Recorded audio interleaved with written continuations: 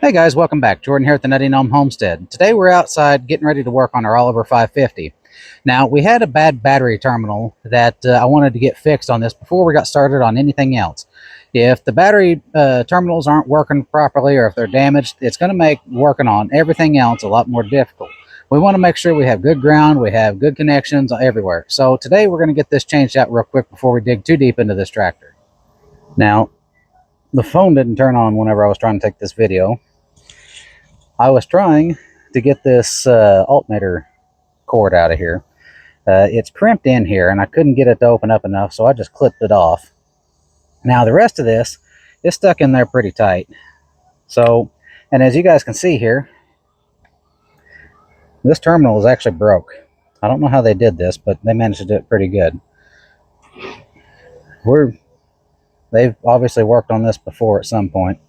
So I'm going to try to grab this with a pair of channel locks and a pair of pliers. They come off easier than I thought.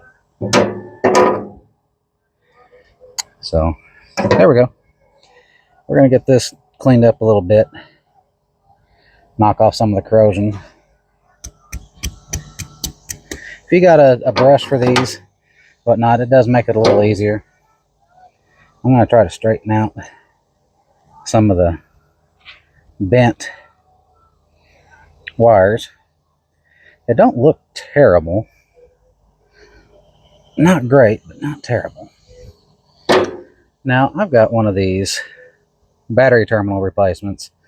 On smaller cables, I like to actually take this top off and turn it over 180 degrees to where this little indentation is facing down. I tend to get a better connection that way. But with a large cable like this, I mean, this is almost the size of my finger. I think we're going to be just fine. Let me find this alternator cable too.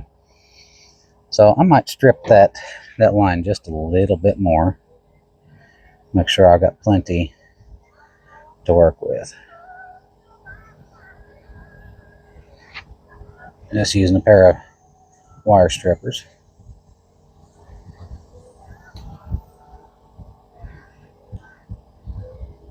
Might have to replace this cord. There we go. Now I like to take these and twist those wires together so they're not all just splayed out, being a pain.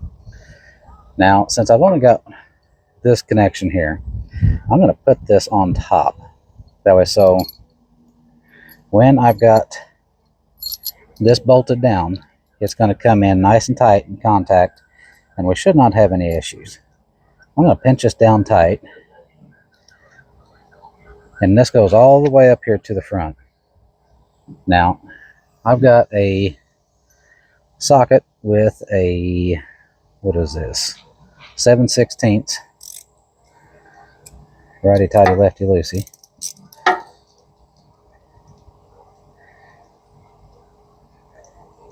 .7/16 socket on this ratchet here. We're going to tighten this down. Like I said, we got these wires pushed up as far as they'll go. We've not had any problem starting this tractor. We've had it about a week here at the farm.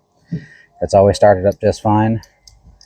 But anytime I see a battery cable that's damaged or loose or anything like that, I try to get the terminals fixed or the cables fixed.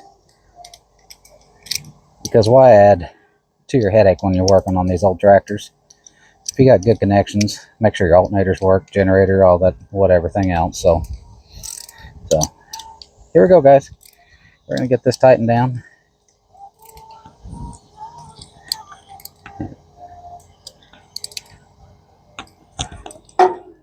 There we go.